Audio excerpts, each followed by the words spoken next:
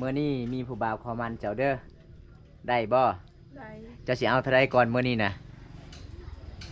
ฮะเอาบ่30,000ก็เอาเพิ่นว่าขอมันได้อันนี้ก็คือเป็นเงินที่ผู้ใหญ่ใจดีฝากมานำอายเด้อ6 เซนกีบขอบใจเด้อผู้ใหญ่ใจดีพังไทยโอ้ป้าขอบใจพญาเจดีย์ที่ซื้อผ้าถุงให้ขอบใจหลายๆเด้อขอให้อยู่ดีมีแห้งเนาะขอให้ได้กลับคืน100 เท่าพันเท่าทุกคน แม่นแล้วก็ขอให้สุขภาพแข็งแรงเด้อเด้อขอให้หาเงินหาคำขอให้ได้หลายๆตื่นเต้นผู้สาวหลายโพดแต่สิว่าแล้วว่าบ่ถึกเลยแต่มื้อนี้ผู้สาวลายเลยเนาะแม่นคือสาวเซ็กเจ้าสาวเซอะเจ้ายังจักปีเจ้าฮะสาวแล้วไปมื้อนั้น18ไปเมื่อนั้น18สาวเซ็กได้บัดนี้ ขึ้นเลยเท่าสาวเซ็กจะได้เจ้าน้อง สาวแล้ว เอ้าขึ้นไวเด้สาวซุกตอนนี้เป็นยังไงไอมาตอนนี้ยังเสือคือเก่าบ่ยังโสดแท้บ่น้องแท้พี่น้องเอ้ยมามื้อนี้พี่น้องมาเยี่ยมมายามยามแรงๆพอดีได้พอน้องอยู่บ้านกำลังนึ่งข้าวเนาะแม่นจะได้ไอ้กะเขากลับก็ได้น้องเด้อมื้อหน้าพบกันใหม่เนาะบ๊ายบายซีเน่บ๊ายบาย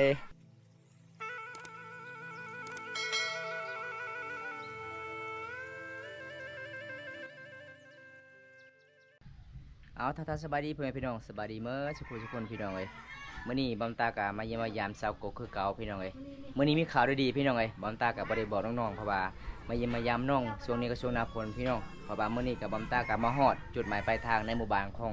สาวกกแล้วพี่น้องเป็นหมู่บ้านพูนมีพี่น้องเอ้ยจะได้กะไปติดตามชมกันทุกคนป้าสั่งมางามแท้สบายดีสาวกกสวัสดีเห็นยังอันนี้นะนั่งทาผู้บ่าวมาห้าเจ้าเห็นยังเอาล้านอ๋อเจ้าเผาล้านบ่พี่น้องเอ้ยมาเมื่อนี้กินข้าวกินน้ำเลยบ่น้องกินแล้วกินอาหารยังฮะกินหน่อไม้จ่าบัง กินหน่อไม้คือจ่าบังเพิ่นว่าพี่น้องเอ้ยปลาแต่งตัวงามเลยเนาะมื้อเนี้ยคอยจังลงว่าเป็นคอยจะคิดว่าเป็นคนชาวเวียดนามบ่แม่น สาวเล็ดไปใส่มื้อนี้สาวเล็ดเลี้ยงแบ่สวนเจ้าเลี้ยงล้าน มีแต่เลี้ยงกับเลี้ยงเนาะเมื่อใดเจ้าสิเลี้ยงอายล่ะ น้องหูบ่อายมาหาน้องมื้อนี้น้องหูบ่หูเลยพี่น้องในพันยังคืนนี้ฮะพันในผู้บ่าวพังไทยบ่พันเห็นเจ้าคนมาหาเจ้า มียังมามื้อนี้มีอารมณ์ดีตลอดเลยเจ้ากงฮะเป็นยังอารมณ์ดีตลอดเลยเจ้าบ่ฮู้คือกันอ้ายเจ้าก็ออกให้หมดไอ้แม่ก็ออกให้เอื้อยก็ออกให้มีแต่เจ้าเผาล้านเนาะส่วนนี้พ่อก็เสียเลยเนาะนี่ทุกคนเลยมาเฮือนมาซ่ามายามเพิ่นตอนนี้อายุ13 ปีบ่ ไอ้มาเมื่อนี้จักปีอายุเจ้า15มาสุดก่อน16 15 ปีเนาะยอกันทุกคนอันนี้แม่น้องสายเจ้าบ่ป้าคือใหญ่กว่าเจ้าน้องสายเจ้านะฮะแม่นบ่ลูกน้องสายล่ะบ่แม่นอีกยังมีอีกน้องนะโอ้ทุกคนเลยน้องใหญ่กว่าเอื้อยส่วนเอื้อยกินแต่น้ำไม้เฉพาะใหญ่มันซาเนาะน้องเจ้ากินยังคือใหญ่เลยบ่ฮู้ยันเจ้าไปหาป่าตลอดให้เรากินบ่ ส่วนเจ้ากินแต่น้ำไม้แบบนี้แหละห่างกายมันก็จะจอยนิดนึง จะอยากได้คือกันบ่ตุยคือน้องเจ้าอยากได้ถ้าอยากได้เจ้ากินอันนั้นกินนมหลาย เอาพี่น้องวันนี้มาเยี่ยมมายามสาวกกคนสวยสาวลาวหมู่บ้านนี่พี่น้องหมู่บ้านภูมิมีมื้อนี้บำตากะมาสะพานบุญให้ผู้ใหญ่ใจดีจากพังไทยไอ้ใหญ่เพิ่นว่าเจ้าบ่มีหยังบ่มีเน็ตบ่แม่นบ่แม่นเจ้าไปซื้อผู้บ่าวบ่ เพราะว่าเงินที่ไอ้ใหญ่เพิ่นฝากมา 1,000 บาทเนาะให้บำตามาสะพานบุญให้ถึงเฮือนถึงศาลเจ้ามื้อนี้ก็โอ้พี่น้องพี่น่าสงสารเด้ขอละคิดว่าคนอื่นสุดท้ายเห็นสาวกกเฝ้าร้านตลอดเลยไปเมื่อใดมีแต่เฝ้าร้านมามื้อนี้น้องทากระแปงบ่ บ่ได้ทาบ่ทากระแป้งหยังฮะอีหยังยังจะยิ้มตลอดนะบ่แม่นเจ้าคิดฮอดบ่าวกบ่แฟนเจ้าบ่บ่าวกบ่ บ่แม่บ่แม่นอ้าวบ่าวกเว้านำข่อยว่าเจ้าเป็นแฟนเจ้าเป็นแฟนกันกับบ่าวกบ่แม่นบ่ หยอกกันทุกคนเลยหยอกสาวกกมื้อนี้มีผู้บ่าวขอมันเจ้าเด้อได้บ่ ได้ เจ้าสิเอาเท่าไรก่อนมื้อนี้นะฮะเอาบ่ 30,000ก็เอาพี่น้อง มื้อนี้บอมตาก็หยอกน้องสาวกกพี่น้องเพิ่นว่าขอมันได้อันนี้ก็คือเป็นเงินที่ผู้ใหญ่ใจะดีฝากมานำอายเด้อ6 เซนต์กีบอายแลกมาแล้วก็ 1,000 บาทเขาตัดค่าบัญชี50 บาทยังเหลือ950 บาทรวมทั้งหมดก็คือ6 เซนต์กีบเด้อน้องเด้อนับเบิ่งก่อนน้องนับก่อนจะหน่อยโอ้ยเงินที่อายฝากมาบ่ครบจังได ครบแล้วครบบ่ แม่น ครบแล้วอย่าเลิกเด้อ หลังจากได้เงินนี้แล้วน้องจะซื้อหยังแหน่ บ่ฮู้ บ่ฮู้บ่แม่นน้องว่าอยากซื้อแต่ผู้บ่าวมาหาบ่ซื้อเบียร์ซื้อเหล้ากินบ่เคยกินเบียร์เนาะเราก็บ่เคยกินเนาะ แม่น เป็นจังไดเมื่อคืนนี้มีผู้บ่าวมาเล่นมาแอนอยู่บ่ บ่มี บ่มีคือเก่าอยู่เฮือนอยู่ซางคือเก่าเนาะ นี่ทุกคนมาเยี่ยมมายามน้องมื้อนี้เอ้าขอขอบใจผู้ใหญ่ใจดี ขอบใจเด้อ เอาอีก อ้าว ขอบใจหลายๆเด้อผู้ใหญ่ใจดีจากฝั่งไทย ขอให้อยู่ดีมีแห้ง ขอให้ร่ำให้รวย ขอบใจเด้อผู้ใหญ่ใจดีทั้งไทย ขออยู่ดีมีแห้ง ขออยู่ดีมีแฮง ขอให้ร่ำให้รวย ขอให้ร่ำให้รวย ปรารถนาสิ่งใดขอให้ได้สิ่งนั้น ปรารถนาสิ่งใดขอให้ได้สิ่งนั้น นี่ ดีใจจักเปอร์เซ็นต์น้อง รอ 100%เลยบ่ แม่น น้องเคยได้บ่เงินก่อนซำนี้บ่เคยเลย แม่น อ๋อครั้งแรกในชีวิตเนาะหลังจากได้เงินนี้แล้วเจ้าบอกไว้พอกับอายไอ้แม่กับอายจะบอกบ่ บอก บอกว่าจังใดเงินผู้บ่าวค่อยฝาก ส่วนในพ่อบ่มีเนาะมีแต่ไอ้แม่กับอายพี่น้องเอ้ยเงินอันนี้ก็ให้น้องซื้อเป็นหน่วยอีกเด้อหลังจากน้องซื้อสบู่เนี่ยแล้วก็เกลือเรือแล้วก็ให้แม่นำเด้ออย่าไปเที่ยวหลายได้เงินนี่แล้วอย่าไปเที่ยวโอ้ยบ่ได้พี่น้องเอ้ยเป็นสาวสวยบ้านปลายอีกพี่น้องอายุ15 ปีส่วนสาวดอน14 ปีเนาะหมู่เจ้าเนาะเอาผัวไปแล้วพี่น้องอันยังจากเมื่อเขาเจ้าก็สิมีเฮ็ดงานแต่งงานใหญ่หมู่เจ้าของสาวดอนนะ บ่เห็น ยังบ่ฮู้บ่ตอนนี้แม่งเขาเจ้าเกี่ยมเลยบ่ แม่น อ๋อแสดงว่ากล้วยเขาเจ้าก็ตัดแล้วเนาะเป็นตามประเพณีบ้านเฮาทุกคนเลยถ้าเอากันก็คือเฮ็ดงานแต่งงานก็คือต้องมีกล้วยไปพร้อมพี่น้องมีข้าวต้มไปพร้อมเนาะเป็นจังไดไอมามื้อนี้น้องยังมีนัดอยู่บ่ฮะ บ่มี ยังบ่มีโอ้คันเติม 10,000 นี่จักมื้อน้องเล่น 2-3 มื้อ 2-3 มื้อโอ้แสดงว่า30 มื้อก็คือ100,000เนาะโอ้ทุกคนเลยเพราะว่าเงินที่ไอ้ใหญ่เพิ่นฝากมา 10,000น้องตืมแนตโลดตอนแรกนี่เสร็จ5โลด ส่วนลอยส่วนลายน้องมักเบิ่งก็คือเบิ่งหยังเวลามีเน็ตจะมักเบิ่งหยัง เบิ่งละคร เบิ่งละครฮัก เอาเสาวกกมื้อนี้บ่มีหยังหลายเด้ออายมาเยี่ยมมายามเด้อน้องเด้อเพราะว่าอายก็มาสะพานบุญให้ผู้ใหญ่ใจดีจากฝั่งไทยมื้อนี้ก็ขอขอบใจหลายๆอายใหญ่เพิ่นให้บอมตามาสะพานบุญให้ขอให้อายุดีมีแรงเด้อพี่น้องเอ้ยเอาจังได๋บอมตาก็ไปปะกันเด้อน้องเด้อมื้อใดว่างๆอายก็มาเยี่ยมมายามกันใหม่เนาะมื้อนี้น้องก็บ่ว่างเนาะเผาลานอยู่เฮือนอยู่ศาลทุกคนบ๊ายบาย FC เด้บ๊ายบายเอาทุกคนหลังจากบอมตากลับมาเยี่ยมมายามเสาวกกพี่น้องเอ้ยในหมู่บ้านนี่ก็คือเป็นหมู่บ้านที่สาวลาวหลายๆคนพี่น้องเป็นสาวโสูตรทุกคนเลยมื้อนี้ก็บอมตาก็ดีใจหลายพี่น้องมีอายใหญ่เพิ่นมาฝากเงินในบอมตา 1,000 บาทแล้วก็ให้บอมตามาสะพานบุญให้มื้อนี้บอมตาก็เอามอบในมือสาวกกเลยพี่น้องเพราะว่าสาวกกก็ลูกคำผาพี่น้องบ่มีพอพี่น้องเอ้ยเพราะว่าน้องก็บ่ได้เฮ็ดเวียกเฮ็ดงานเพราะว่ามีแต่เผาลานอย่างเดียวเฮ็ดเวียกเฮ็ดงานก็คือแต่อ้ายกับอีเม่2 คนพี่น้องแล้วก็เอื้อยทุกคนเลยจะได้บอมตากลับมาเยี่ยมมายามในสาวลาวนี่หลายๆคนทุกคน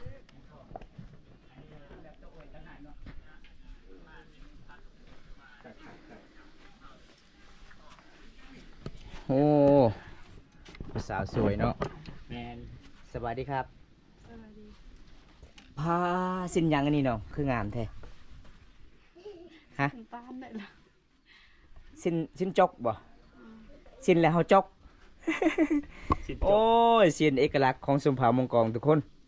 อันนี้จะเป็นสาวแซกคนสวยสาวลาวเผ่ามังกรหมู่บ้านฟูนบางมีพี่น้อง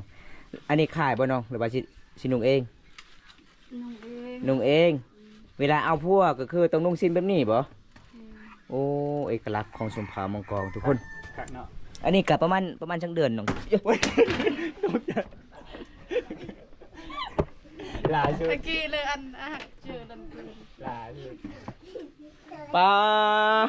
คือสิยากคักเลยเนาะสาวแซกเนาะ แม่น ยากอีหลีรอทุกคนเลยเพื่อสิได้สิ้นนุ่งให้บ่วิธีชีวิตสาวลาวชมเผ่ามังกรเวลาตำสิ้นตำหูกก็คือแบบนี้ทุกคนเลยคันบ่ได้ตำเฮาก็บ่มีสิ้นนุ่งพี่น้อง เพราะว่าเฮาก็บ่มีเงินมีคำซื้อในตลาดพี่น้องอันนี้ก็คือเอกลักษณ์ของชนเผ่ามังกรสมัยแบบโบราณทุกคน ดังเดิมเนาะ ดังเดิมเลย นี่เด่นเฮ็ดเองใช้เองทุกอย่างอ่ะ ตอนเป็นสาวโสดแบบนี้ทุกคนเลยหลังจากเอาพัวแล้วพัวก็บ่ให้ตั้มละ ไม่ตั้มบ่ ถ้าตั้มนี่แล้วพัวว่าเจ้ามักสู้ โอ้มีแต่พัวตั้ม มีแต่พัวตั้ม หยอกเด้อทุกคน หยอกกันเนาะ แม่น คำบ่หยอกก็บ่ได้หัวคำบ่เอาพัวก็บ่ได้ม่วนเอาลืมแล้วฮะเบิ่งนี่เจ้าลืมแล้ว เริ่มแล้ว ลืมลายแล้วบัดนี้ นี่เห็นบ่โอ้ยสาเซ็กนี่สิลืมลายแล้ว เกินผู้บ่าวน้องขาย แม่น หลังจากตั้งหูบแล้วคือใบแท้น้องไปหาน้ำไม้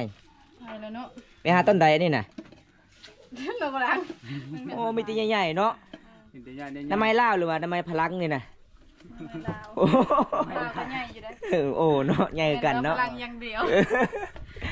เพื่อมันก็ พี่น้องเอ้ย อะไร น้ำไม้โด่งเฉพาะใหญ่เนาะน้องป้าข้าวก็มีทุกคน เป็นตาชาวอันเนาะ แม่ ชาวอันลาย หายากได้น้ำ ไม่ ไม้ ไล่แซ่บเด้อ เมียนแซ่บหลาย ใส่กับเจียวกะปิโอ้ยแซ่บพี่น้อง นางบังคือเมียนอะไรไว้ เอาไปยืมหม้อก่อนบ่บ่มีหม้อใหญ่มีแต่หม้อน้อย แม่น จะไปหากระไผน่ะไหมไปหากระไผ กับสกุก โอ้สาวกกบ่สาวกกลูกพลัง น้ำไม้เต็มหม้อแล้วทุกคน โอ้ บ่ไหวแล้ว ไปหาต้นใดน่ะไหมเจ้าสาวกกเจ้าก็ได้หลายบ่ ลาย โอ้เป็นยังทรงเสือน้องคือเปียกหมดเลย ฮะ ฮะจะเอายังกะกาดๆนะฮะ ป้ายังป้าไปว่ายังป้า ดังก็ดัง สิแกงหน่อไม้อีกโอ้เจ้าสิแกงหน่อไม้บ่น้อง เยอะลังอยู่ก็ เอาน้องเพิ่นก็สิแกงหน่อไม้พี่น้องเพราะว่าเขาเจ้าก็ไปหากระเซาเสกทุกคน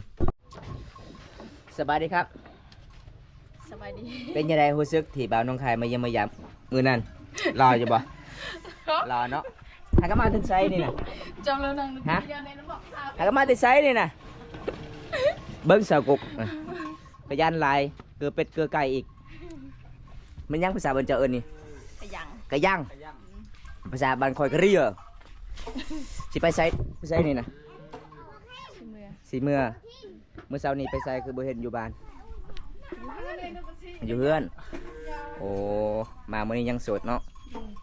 ยังโสดคือเก่า ไปหาหน้าใหม่บ่ ได้หลายบ่ ธรรมดา ธรรมดายังหน่อไม้ธรรมดา ได้ พอกิน ได้บ่หลายได้พอกิน เอาตอนนี้สาวโสดก็สิกลับแล้วทุกคนชวนสาวเซ็กก็สิต้มหน่อไม้พี่น้อง วันนี้ก็มาเยี่ยมมายามน้องๆกับบ่มีหยังเนาะนี่ก็อัน เป็ นี้ น ก็ เป็นฮอบที่สองเนาะ แม่นอันนี้ก็เงินจาก FC ฝั่งไทยที่อันน่ะที่ให้อันน่ะค่าบัตรเติมเงิน อืม บอกว่าแต่ว่าเพิ่นให้ค่าน้ำมันรถเบาใช้แต่ว่าเบาใช้ก็เลยแบบว่าอยากให้อันน่ะ น้ำจิตน้ำใจ จิตน้ำใจก็จะแบ่งปันให้น้องๆต่อหั่นนะ แม่ แล้วก็เพื่ออันน่ะให้กำลังใจน้องๆเติมอันน่ะโทรศัพท์ เติมใจ เติมบัตรเติมเงิน ขอบใจไผ ขอบใจ ใจ FC เบา เพิ่น ซ เล อย ย ขอบใจ FC แหละ FC ว่า ที่ ซอยน อันน่ะเอาเงินให้เติมอันน่ะ ำว่าให้อยู่ดีมีแห้งเบาซอยนะ นบก้อนจึงมันคือ นบเอา ตาไม้ตาไม้ตาไม้ เริ่ม ตา เล ไม้ ย อะไร กาตาดัง ก็ อ่า ขอบใจจุได้เมื่อกี้ เยอะ เจอจุได้ขอบใจเด้อเบาไซกับผู้ใหญ่ใจดีสั่งไทยให้อยู่ดีมีแหงเด้อ ให้ลำรวย ให้ลำเลยเด้อ ถ้าจะได้เมีย ไม่จะได้เมียมาคนเราเลยเด้อ นี่ ทุกคนมาเด้อมา สิ่งใดขอให้ได้สิ่งนั้นเนาะ ถ้าจะได้เมียกับหาทางนี้เนาะขาดองบ่แพงเอ้ย 50 ล้าน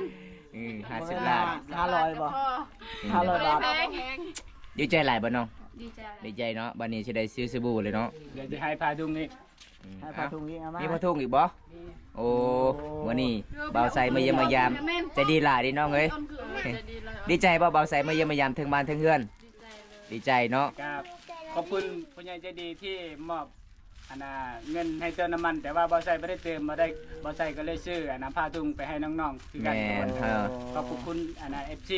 ทางไทยแล้วก็อยู่เกาหลีนำ โดย ที่ให้สนับสนุนบอไซนั่นแหละก็ขอบคุณหลายๆทุกคนที่ให้กำลังใจบอไซแล้วก็บอไซก็สิซื้ออันนี้มา มันแจกเนาะมันแจกในเขตชนบท เดี๋ยวที่เหลือก็สิตอนแรกก็สิเป็นรอดแจกให้แต่ละหมู่บ้าน แม่ตามหมู่บ้านนี่แหละนี่เฮาไปที่ให้น้องๆเลยขอบคุณหลายๆเด้อทุกคนเด้อที่สนับสนุนแล้วก็FGพังไทยแล้วก็เกาหลีนำที่ให้กำลังใจเบาใส่ นับเลยหน่อย ครับ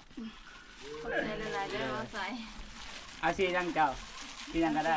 สีได้สีบ่เอาโอ้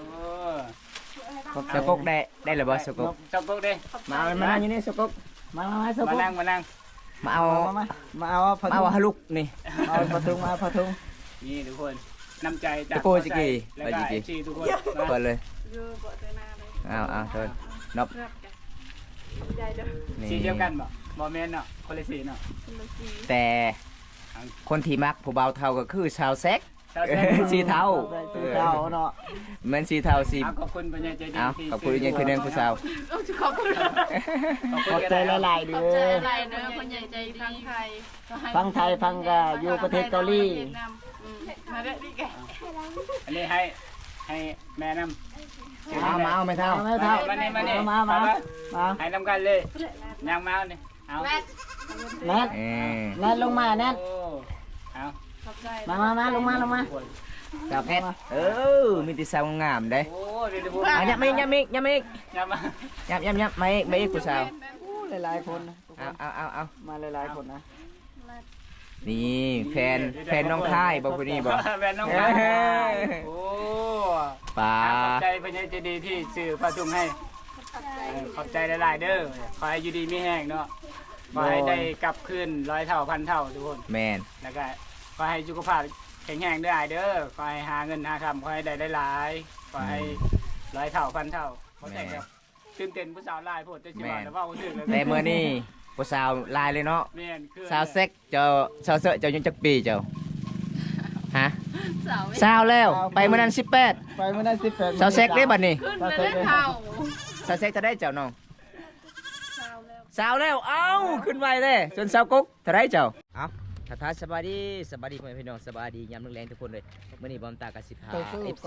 พาได้เลาะหับชมพี่น้องเขตชนบทหมู่บ้านนอกที่สุดกับตัวเมืองก็คือหมู่บ้านละเบาโคกพี่น้องเอ้ยมื้อนี้บอมตากะมาหมู่บ้านนี้ก็คือเป็นครั้งที่2ไปกับทีมงานเฮา3คนคือเก่าพี่น้อง สบายดีเด้อทุกคน เป็นยังไงหมู่บ้านนี้เป็นยังไง คัก สุดยอดบ่ สุดยอด ยอดเนาะ บรรยากาศหรือว่าความเป็นดังเดิมอ่ะ แม่ คือสุดยอดทุกคนอยากแนะนำให้มากเลยทุกคน เป็นหมู่บ้านนอกที่สุดตัวเมืองเนาะ แม่น มื้อนี้เฮาก็สิได้พ่อยังแน่ทุกคนเลยยังได้ก็ไปติดตามมาสู่กันพี่น้อง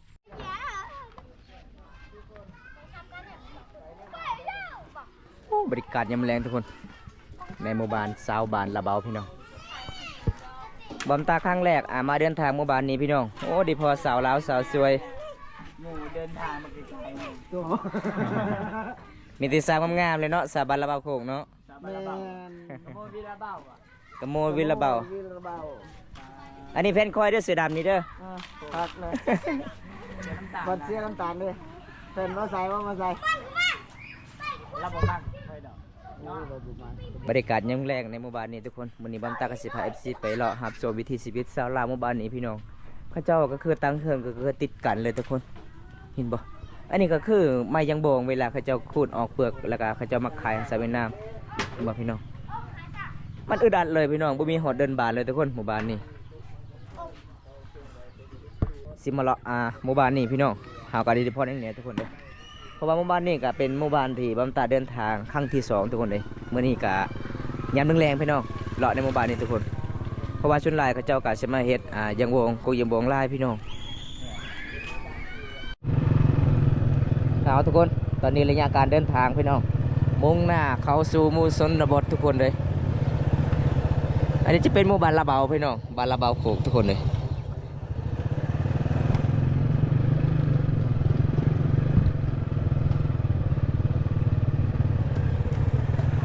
มือบ่ชาสุก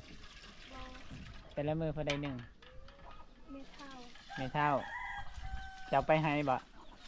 ไปเชียร์ยามันบ่ขยันแท้ทุกคนเลย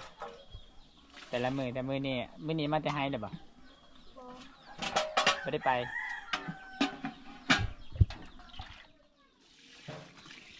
เจ้าคุณหนึ่งหน่อยแท้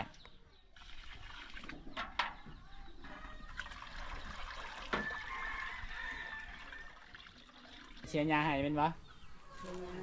ยังบ่แล้วอ่ะ ยัง อ๋อเมื่อยเนาะมาเฮือมาสานแบกพื้นไปฟอร์มกับเครื่องกับสารทุกคนใครแต่มีลูกสาวมาซอยเวียกงานยามแรง แม่นยุพี่เขาไม่ได้เห็นหน้าบ่เห็นหน้าบ่ ๆเฮ็ดนานเฮ็ดนานแน่ให้แน่ อ้าว ไปใส่มัดเฮือนเฮือนมาเท่าคือบ่มีคนเลยเงียบเลย ไปนี่ ไปใส่เบิด อืม ไปให้หมดบ่ ไป อ๋อไปให้หมดเนาะ วันนี้ทีมงานเฮาก็บ่มีหยังเนาะที่มาฝากมาตอนก็มีแต่ผ้าทุ่งนี่แหละทุกคน แม่น กับบ่ใส่กับบ่มีหยังก็เลยมาให้แม่เอาผ้าทุ่งเอาไปใส่อาบน้ำบ่ ไป ใส่ ให้ไปชวนก็ได้ ทุคนนี่ทำนี่เนาะก็อยากแบ่งปันน้ำใจอะนะก็ขอบคุณFC ที่สนับสนุนบ่ใส่นะที่ซื้อผ้าทุ่งมาให้บ่ใส่ไปแจกให้ไร้ยิ้มเนาะ แม่น แม่ แรงน้ำจิตน้ำใจขอบคุณหลายๆทุกคนมื้อนี้ไอ้ายกับบุมีหยังเด้อของฝากคือพาทุ่งโอ้ย สบายอาบน้ำ ใส่เคยใส่ป่ะ เคย อาบน้ำอ่ะมื้อนี้ก็ไอ้ายกับบุมีหยังมาฝากมาต้อนก็มีแต่พาทุ่งนั่นแหละโดย ขอบใจคนที่ซื้อพาทุ่งให้เนี่ย ขับใจเด้อ ขอบใจหลายๆเด้อFC บอกว่าจะเป็นพังไทยหรือว่า FC พังไทยแล้วก็ FC เกาหลีเนาะที่เอาเงินให้เบาใส่ซื้อผ้าทุ่งหรือว่าขนมมาแจกให้ก็ขอบคุณหลายๆทุกคน อยากให้อ้ายก็เดี๋ยวไปสมหวังทุกประการบ่ว่าจะการเงินหรือว่าหยังก็แล้วแต่เนาะขอให้อ้ายได้เงิน100 เท่าพันเท่ากลับคืนขอให้อ้ายอยู่ดีมีแฮงจะครับเป็นจะปุ๊บต่อเลย สาวสุกตอนนี้เป็นยังไงไอมาตอนนี้ยังเสือคือเก่าบ่ ยังโสด แท้บ่น้อง แท้ พี่น้องเอ้ยมาวันนี้พี่น้องมาเยี่ยมมายามยามแรงๆพอดีได้พ่อน้องอยู่บ้านกำลังนึ่งข้าวเนาะ แม่น จะได้ไอ้กะเขากลับก็ได้น้องเด้อเมื่อหน้าพบกันใหม่เนาะบ๊ายบายซีเน่บ๊ายบาย งามขนาดนี้โสดคนที่ถ่ายจะเหลือหยังละทุกคน